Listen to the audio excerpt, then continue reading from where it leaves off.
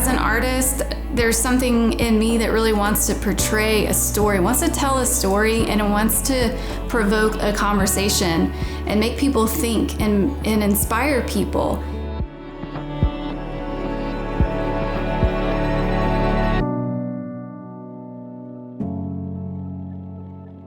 As a young adult, I began reading the Bible through new eyes. All of a sudden, I just started seeing some stories that were new to me that I had never even noticed before. There was so many women in the Bible that their stories just started to jump off the page, and I started realizing, oh my gosh, these are amazing stories. It's not often that you're hearing the story of Deborah leading Israel into victory in battle. And this kind of led me down a path of asking a lot of really tough questions, like, why are we not hearing these stories of women that are heroes of the Bible from the pulpit on a Sunday morning? As I asked those tough questions, this passion and this excitement and this vision started bubbling up to the surface, and I started to feel this desperate desire to tell the stories in a new way.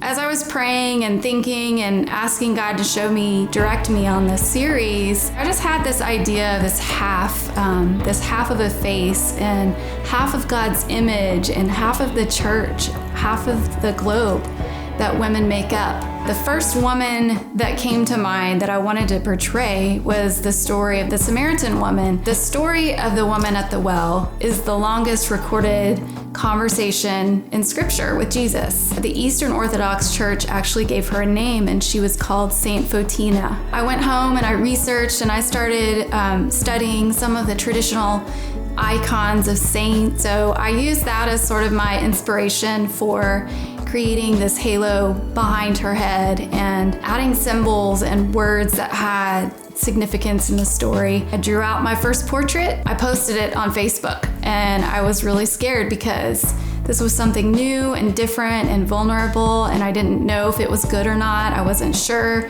but I knew that it was from my heart, and I knew it was something that I was passionate about. When I shared it, it was kind of like a magical moment for me. The response that I received from sharing that first portrait of Saint Photina was so huge. There was this hunger. People wanted to know the story. People wanted to hear more about these women that maybe we had heard of them before, but maybe hadn't seen them in this new light. And then I just began to see this diversity coming out of these portraits as I added different skin tones and eye colors and hair colors and symbols and the meaning of their names. And they started to come alive through this series.